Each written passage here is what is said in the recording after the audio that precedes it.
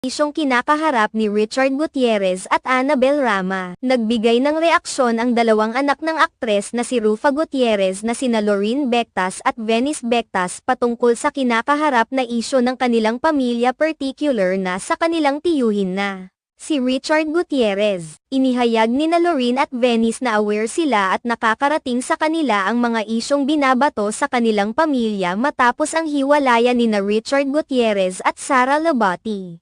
Sa kamakailang panayam kina Lorene at Venice, inilahad nila ang kanilang saloobin hinggil sa isyong hindi magkakasundo sa ngayon ang kanilang pamilya at ang pamilya ng estranged wife ni Richard Gutierrez na si Sara Labati. Ayon sa dalawang anak ni Rufa Gutierrez, hanggang ngayon ay malapit pa rin umano sila kay Sara Labati kahit pahiwalay na ang mga ito at ang kanilang uncle na si Richard Gutierrez. Sa katunayan, hanggang ngayon ay patuloy pa rin nilang nilalike